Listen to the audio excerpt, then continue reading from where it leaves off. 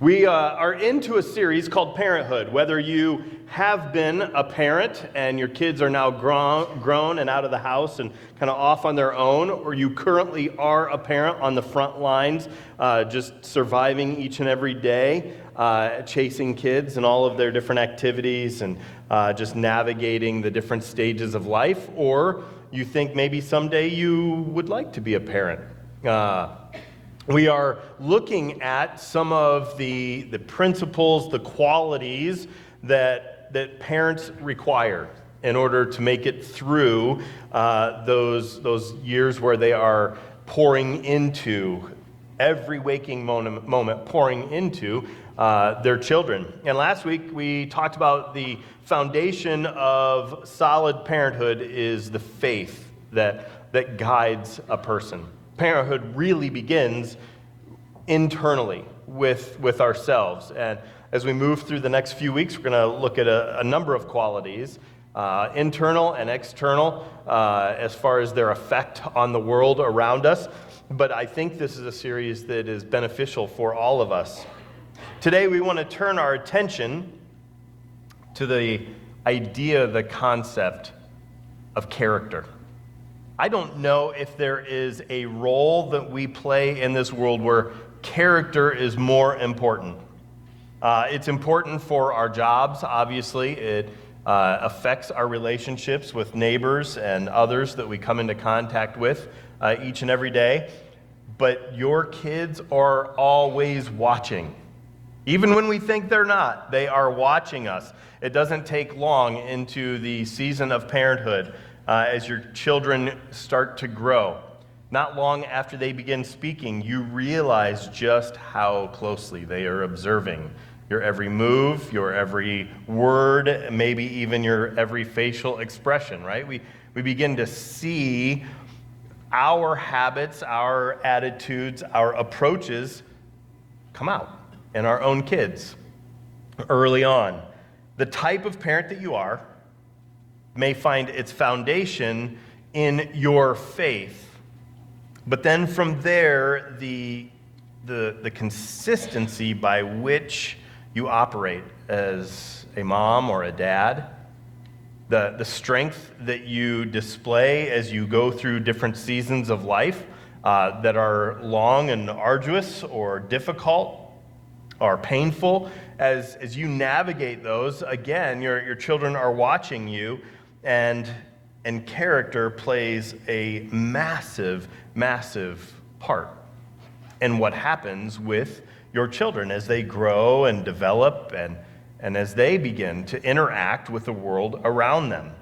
I have thought through, as I've thought about this series, through the scriptures of those characters, those individuals that we read about who are mentioned along with their children.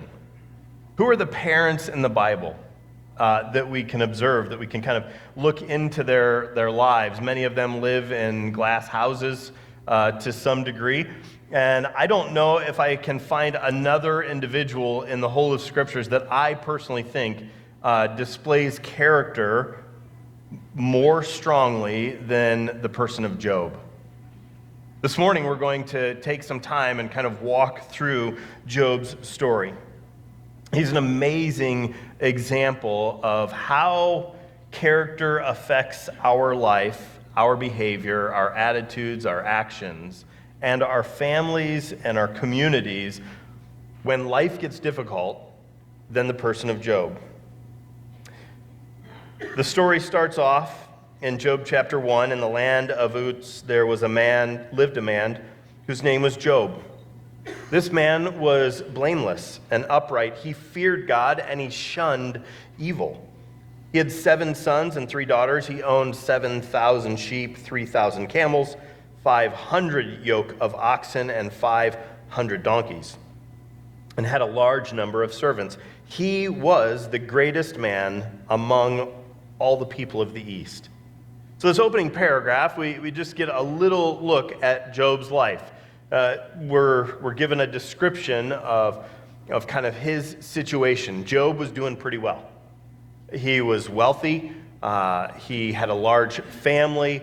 And so if you were just kind of looking from distance, you'd say this guy has kind of figured some things out. Life is tracking pretty well for him.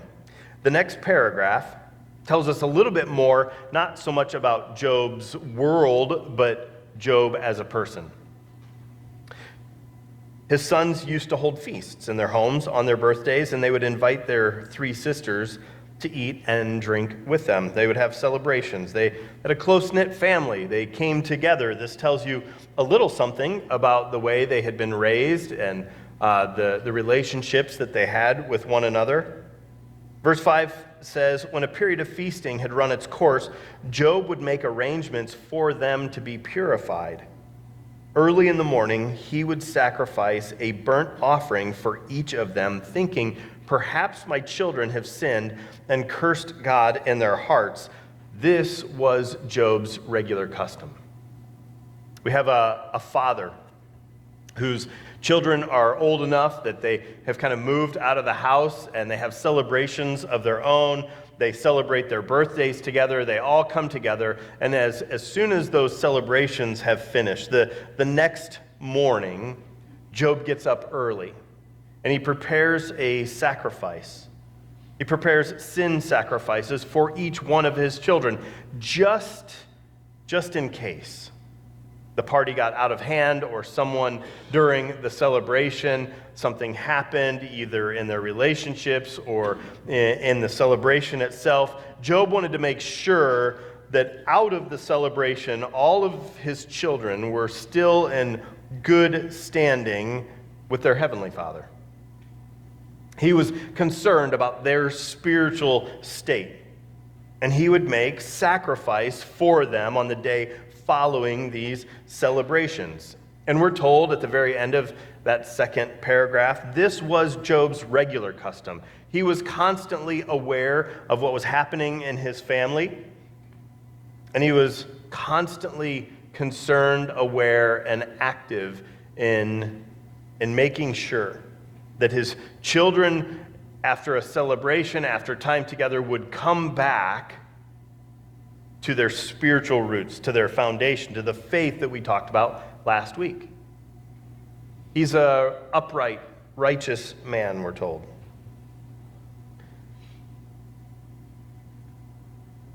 While this is all happening, in the spiritual realm, we're told that Satan is coming back and forth between earth and heaven. And one of these times that he stands before God, God is questioning him about where he's been and what he's seen and what he thinks of God's creation. And the Lord, on this particular occasion, points out Job and Job's family. In Job chapter 1, verse 8, the Lord said to Satan, "Have you considered my servant Job? There is no one on earth like him. He is blameless and upright, a man who fears God and shuns evil." I can't begin to wrap my head around the honor that it must be for God to brag about you. As Satan comes back and forth, he's seen the whole of humanity. He has worked against God's creation from the beginning. And when Satan appears before the Lord in this particular time, God says, "Have you seen Job? Wow." God brags about Job's righteousness, about his desire to please God and to live in a way that honors him. "Have you considered my servant Job? Have you seen this guy?" God says. There is nobody like him. He stands above all the others. And as he says this, Satan has some thoughts about the situation. Does Job fear God for nothing? Satan replied. The accuser immediately does what he does, doesn't he? He accuses. He suspects. He calls into question. Does he fear God for nothing? Satan replied. Have you not put a hedge around him and his household and everything he has? You have blessed the work of his hands so that his flocks and herds are spread throughout the land. But now, stretch out your hand and strike everything he has, and he will surely curse you to your face. You see, Satan has a suspicion. Job is only faithful to you because you have been so good to him. If you remove your hand of blessing, if you allow calamity to fall on him, he will turn like anyone else. He's only committed to you because you have been so good and so kind, so generous to him. Let's test it. Satan is asking God to test Job, and God allows it. And as you read through the story, we see absolute disaster fall on Job's life. His crops and his herds and his flocks are all destroyed, either by invading armies or natural disaster. We see all of his income and all of his wealth and everything that he's accumulated destroyed. I think about the pictures and the images that are coming out of Hawaii right now. People's entire lives completely destroyed. Everything that they own and possess gone in moments. Not only that, but Job's children are all together in one of their homes, and in a moment the house collapses and all 10 of his children are killed in one day. Job's world has completely fallen apart. And just a few hours, Job goes from the greatest, wealthiest, most well-established, most successful, most blessed man that anyone knows to being the source of pity. He has nothing left. And verse 20 tells us about his response. At this, Job got up. He tore his robe and he shaved his head. And then he fell to the ground in worship. And he said, naked I came from my mother's womb, and naked I will depart. The Lord gave, and the Lord has taken away. May the name of the Lord be praised. In all of this, Job did not sin by charging God with wrongdoing. Job has lost everything. He's completely overwhelmed by grief, by devastation, probably shock and horror, wondering if what he's experiencing could possibly be real. I remember years ago when I received word that a student of ours had been killed in a car accident, and we went to his parents' house. There was a numbness that just filled the room. When devastation comes, when we receive a phone call about a diagnosis that is devastating to us or someone we love, when we face incredible financial loss, when life doesn't go as planned, when things seem to be going along swimmingly, all of a sudden come crashing to a halt, we are often left in devastation. And Job feels this to the fullest. From wealthy to bankrupt, from rich family and heritage, being childless in a moment. And he tore his clothes, he shaved his head, he finds himself absolutely devastated, and then he falls to the ground in worship, and the prayer is fascinating. There is recognition that he came into this world with nothing. The state that he finds himself in that moment Naked I came from my mother's womb, naked I will depart.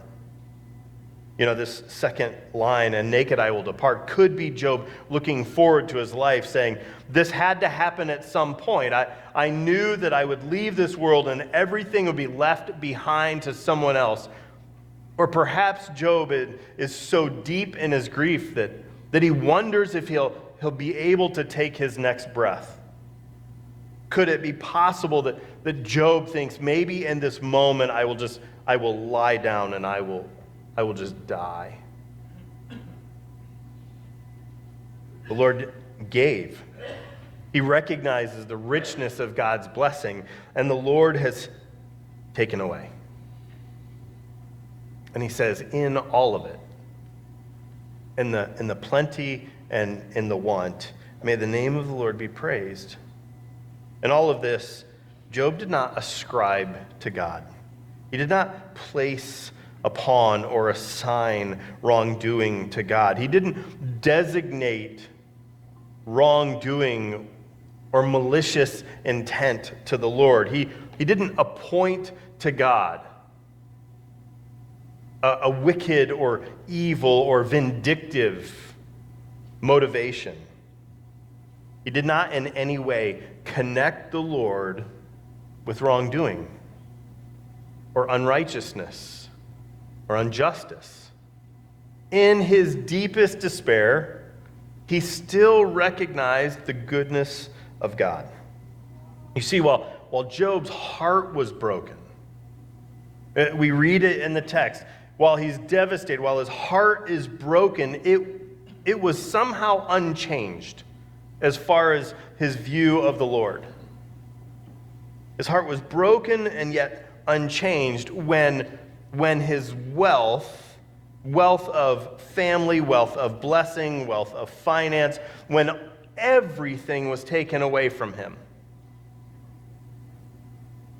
His stability for the future, he didn't have a retirement fund set away. He had 10 children that would care for he and his aging wife as they grew old, and now they were gone. There was no one left for his future. You see, his character remained consistent. When the external situations, when the factors, when the planning for the future, when everything else that brought comfort and stability, when all of it was gone, while he mourned and grieved the loss of it all, his heart was unchanged. I can't help but ask myself, how often do my situations, my circumstance dictate how I think and feel about the world? How often do they determine my thoughts? How often do they determine my allegiances, my commitments, my faithfulness? You see, all the stuff around me far too often plays into what I think to be true, how I respond, and what I believe about the world around me. All the stuff changes. It changes hands constantly. None of it ultimately belongs to us. Job truthfully said, naked I came from my mother's womb, and naked I will return. At the end of it all, I keep nothing for myself. I take none of it. And yet in the moment, in the seasons in the middle, I find such security in it. It affects me so deeply to my core that what I believe to be true is often based on how much I enjoy. We can recognize and enjoy the blessings of this world, but we must not forget, when it comes to character, we must not forget that we've not been entrusted with it indefinitely, that it comes and goes. And Job is such a powerful example to us of a man whose character was solid. It's no wonder God bragged about Job to those in heaven. specifically to his enemy. Satan returns to the Lord. He returns to heaven, and they begin discussing again the matters of creation. And in Job chapter 2, verse 3, the Lord said to Satan, again, have you considered my servant Job? There is no one on earth like him. He is blameless and upright, a man who fears God and shuns evil. And he still maintains his integrity, though you incited me against him, to ruin him without reason. He has not folded, he has not caved, he has not turned away, he has not ascribed wrongdoing to me or cursed me as a result of his pain and his despair. Job's character is independent of his wealth, of his stuff, of all the things that he has been blessed by. You surmise that he was only good and loyal and committed to pursuing a relationship with me as long as I blessed him, and he continues to worship. He continues to trust, even though all of it has been removed from him. And Satan doesn't relent, but he ratchets it up even more. Skin for skin, Satan replied. A man will give all that he has for his own life, but now stretch out your hand and strike his flesh and bones, and surely he will curse you to your face. Double or nothing, God. His loyalty, his faithfulness, his righteousness, maybe it's not tied to all of the stuff that you've given. But if it's not tied to that, certainly it is tied to his own health. It is tied to his own well-being. Perhaps his character can be shaken and destroyed if you reach out your hand and strike the man himself. So Satan went out from the presence of the Lord and afflicted Job with painful sores, from the soles of his feet to the crown of his head. Then Job took a piece of broken pottery, and he scraped himself with it as he sat among the ashes. As if it wasn't bad enough, now his very health, his physical well-being is taken from him. He's covered in painful boils and sores, to the point where he begins to scrape his flesh, trying to rid himself of the infection. Scratching and clawing at the painful sores. And at this point, even his wife loses hope in the goodness of God. His wife said to him, "Are you still maintaining your integrity? Curse God and die. Be done with this, Job. This is not a life worth living. There is nothing here for us to desire for another moment," she's telling him. Be done with it all. God has turned his back on you. You are fair and justified in turning your back on him, certainly in these situations. And Job replied in the very next verse, You're talking like a foolish woman. Shall we accept good from God and not trouble? Again, in all this, Job did not sin in what he said. You see, not only were Job's beliefs and understandings about who God is not rooted in the stuff, but Job was so deeply committed to God. His character so deeply rooted in who God is that he refused to allow his actions or his attitudes to be changed as well. His heart was unchanged and his behavior was unchanged. And it didn't matter whether it was the stuff around him or his own life, his actions and his attitudes were unchanged by his health. He didn't allow his heart to be calloused when he lost everything. and he wasn't about to allow his behavior to change when he faced personal pain and loss, even though those closest to him were encouraging it. It's an amazing, amazing story. What I love about the story of Job is it's so raw and transparent. We see the pain, but we also see this deep conviction to maintain his views and his practices before a holy God. Some of us are so tempted in trouble to make compromises. We make compromises in what we say or what we do, our behaviors and thoughts.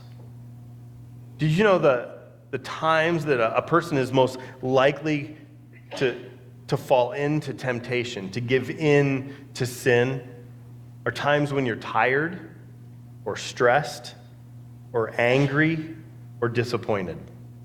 It's those four typically.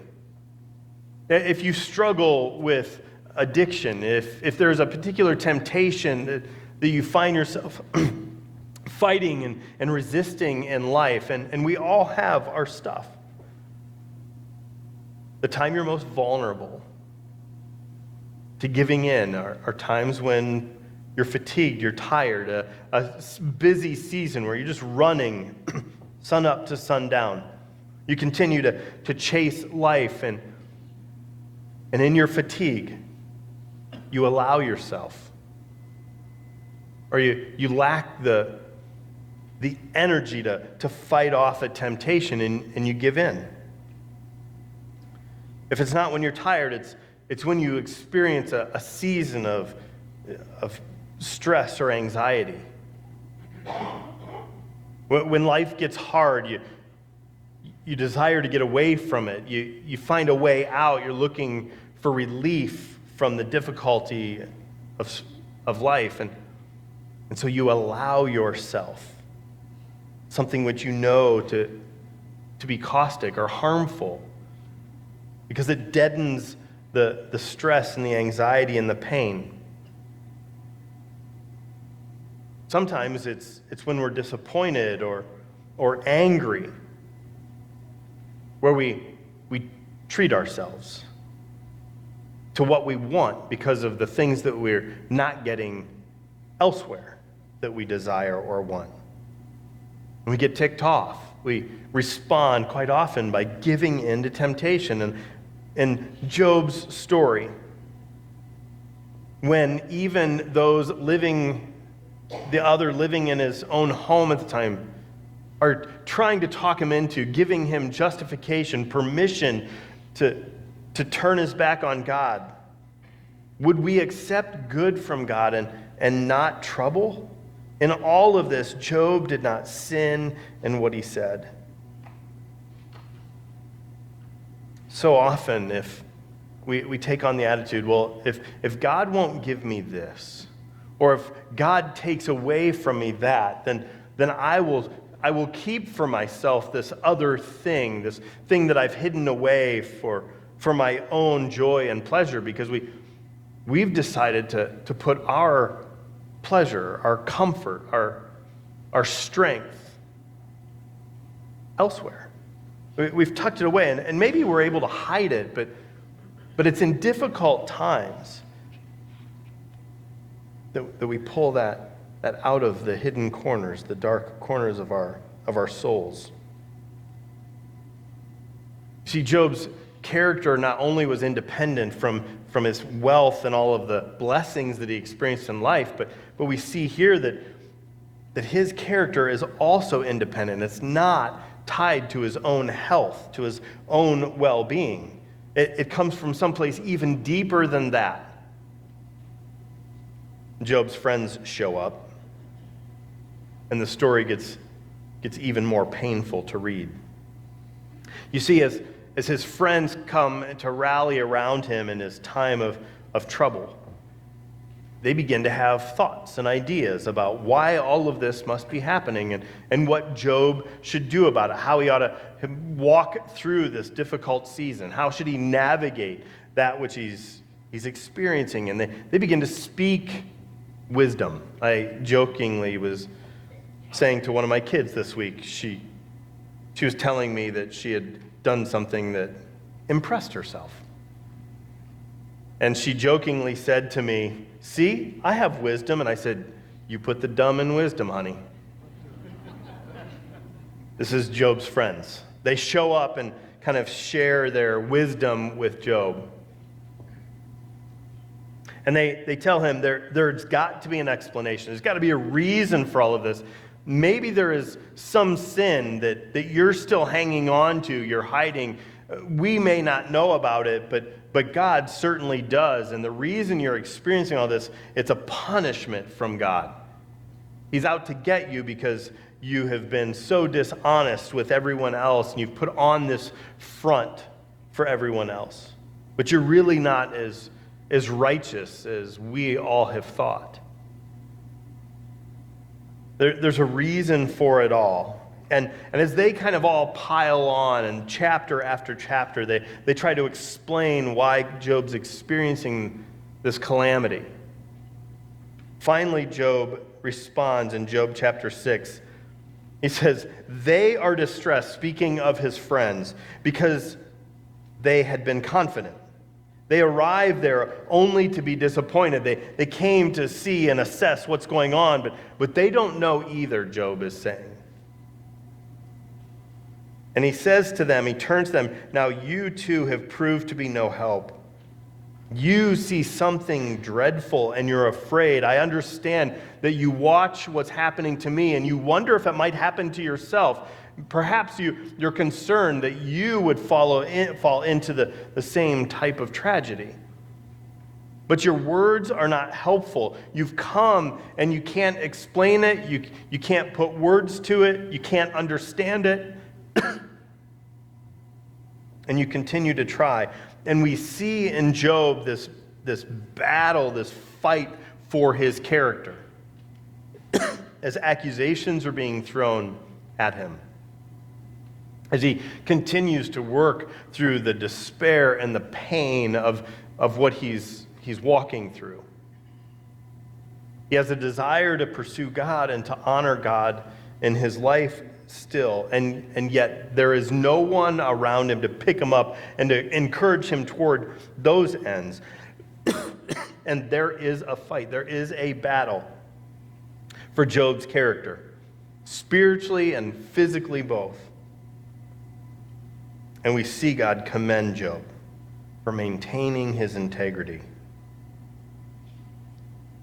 While Satan throws accusations and Job's wife and his friends encourage him and try to influence him to turn his back on God. And Job finally just pleads for all of his friends and for his wife to stop as he feels this pull.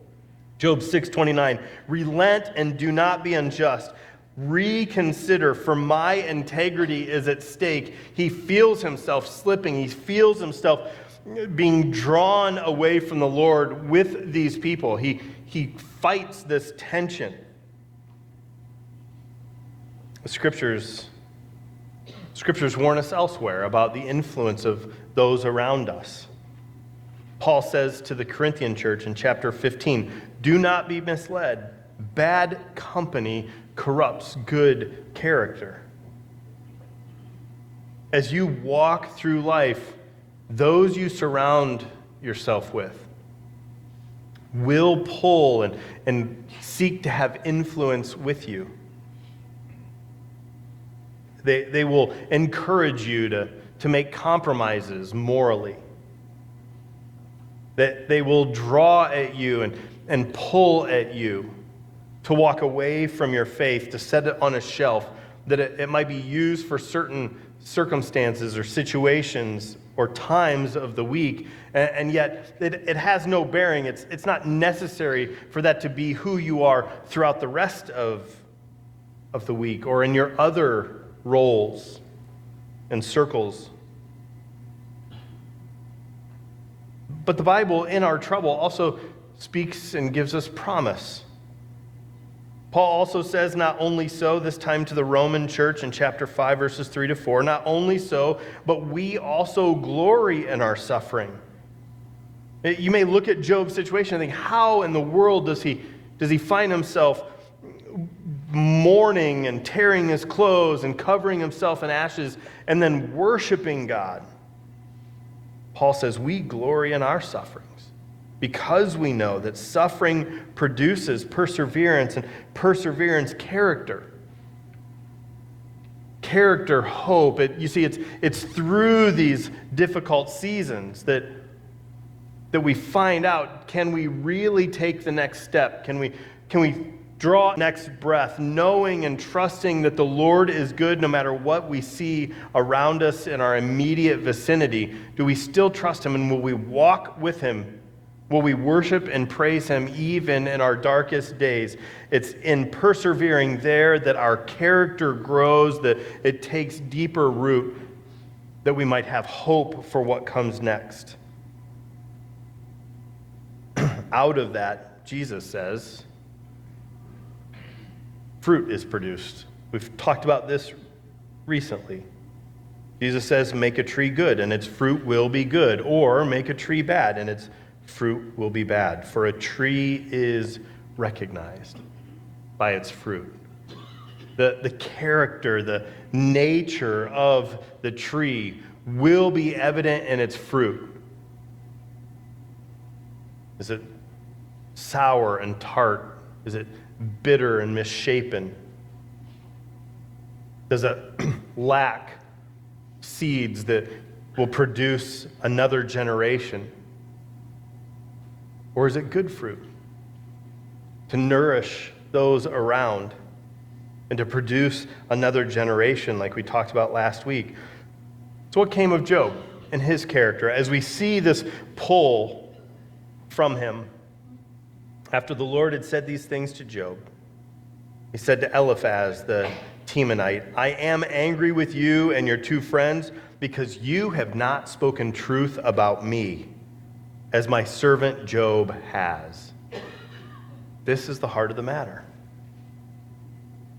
While we may have all sorts of ideas, assessments of why things are happening in our lives or what will come next, Job spoke truth about the Lord, while his friends did not. So now take 7 bulls, God gives instructions to the friends, and 7 rams, and you go to my servant Job and sacrifice a burnt offering for yourselves. My servant Job will pray for you, and I will accept his prayer and not deal with you according to your folly. You have not spoken the truth about me as my servant Job has. Job's character. The reason Job is so stable in this season is because his character found its strength and its stability in God's character. Even though he fought and he felt the pull and the strain between what his friends and his wife were encouraging him to do, as he battled against his self, he leaned into the strength and the stability and what he knew to be true about God. And it's what God commends him for at the end. This is why Job is like no one else. His character was rooted in God's.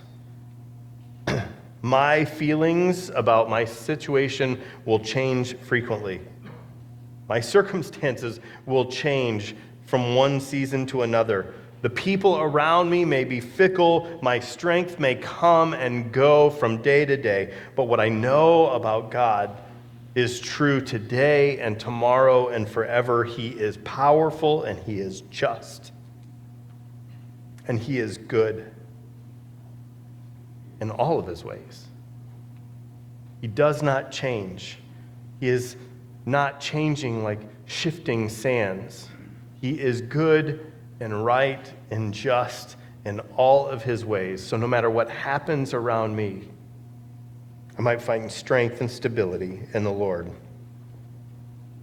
The Lord blessed the latter part of Job's life more than the former part. Job 42:12. ultimately Job's life was restored. He and his wife had more children. He raised them as a godly priest for his family. He was given opportunity to pour into another 10 children. So in eternity, there will be 20 who were impacted and affected by Job's parenthood, by his commitment because he was a man, not just of faith, but of character. God, we come to you this morning recognizing that this world offers us many challenges and troubles. And God, we come to you today recognizing them, whether we are in a season of struggle now or whether we find ourselves like Job at the beginning of his story where life is good and flush with blessing. Lord, in either of those, we recognize that our strength comes from you, that our hope is found only in you. God, that our behavior, our attitudes, our desires must be centered on you if we are to be men and women who maintain character, who do what is right, who speak what is true when it is difficult, when we find ourselves being drawn away from you. And so, Lord, we come to you this morning and we ask that you would be our strength, that you would be our hope, that you would be our comfort. And God, that our character would not change like our situations, and that we would only speak truth about you in all situations. We pray this under the authority of your Son. Amen.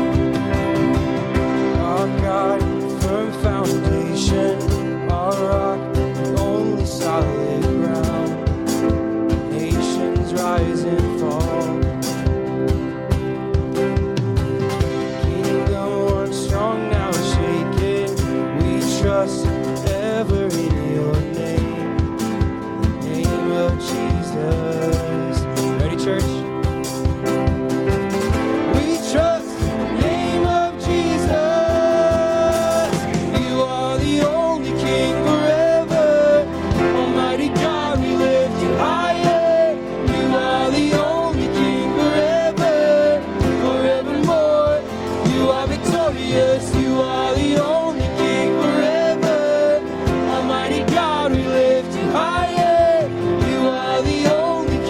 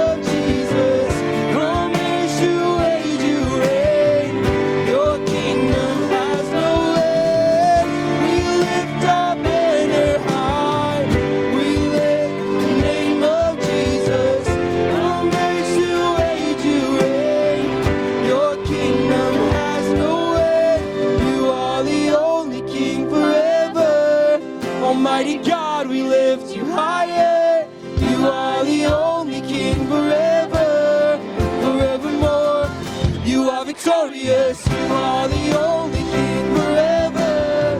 Almighty God, we lift you higher. You are the only King forever, forevermore. You are victorious.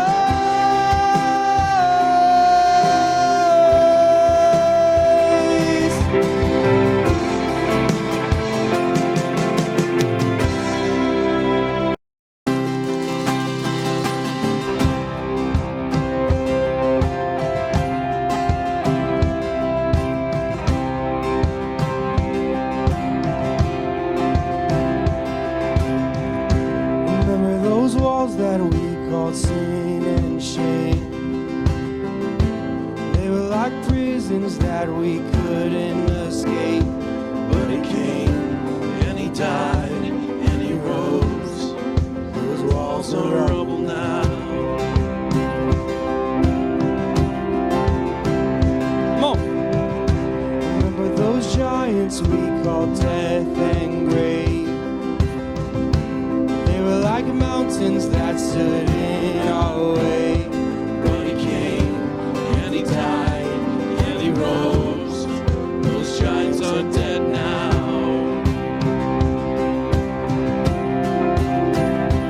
This is our God, this is who he is. He loves us. This is our God, this is what he does. He saves us. He bore the cross, beat the grave. Let heaven and earth proclaim, this is our God, King Jesus.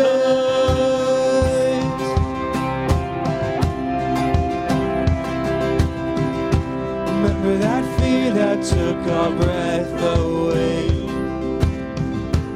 Faith so weak that we could barely pray. But he heard every word, every whisper.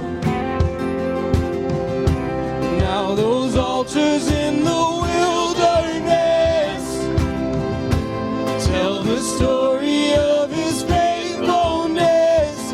Never once did he fail, and he never will. Come on, church! This is our God, this is who he is. He loves us. This is our God, this is what he does. He saves us. He bore the cross, beat the grave. Let heaven and earth proclaim, this is our God, King Jesus. Who pulled me out of that pit? He did, he did. Who paid for all of our sin? Nobody but Jesus. Who pulled me out of that pit? He did, he did. Who paid for all of our sin? Nobody but Jesus. Who rescued me from that grave? Yahweh, Yahweh. Who gets the glory and praise? Nobody but Jesus. Who rescued me from that grave? Yahweh, Yahweh. Who gets the glory and praise? Nobody but him. This is our God. This is who he is. He loves us. This is our God. This is what he does. He saves us. On the cross, beat the grave. Let heaven and earth proclaim, this is our God, King Jesus.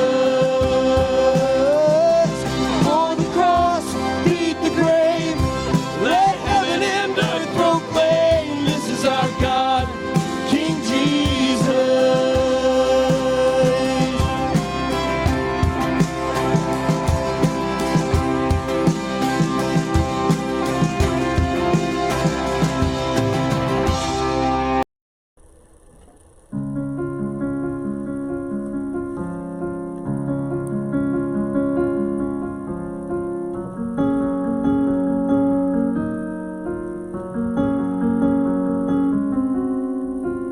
Standing here in your presence, in the grace so relentless, I am one by perfect love, wrapped within the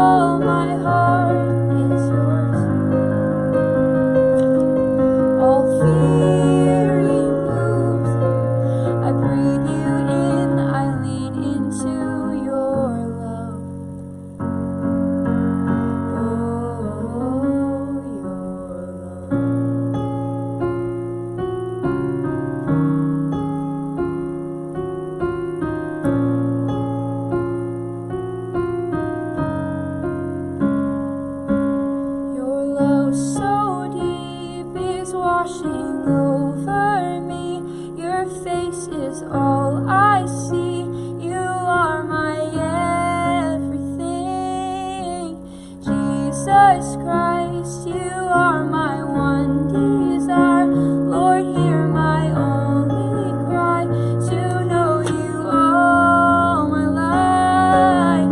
Love so deep is washing away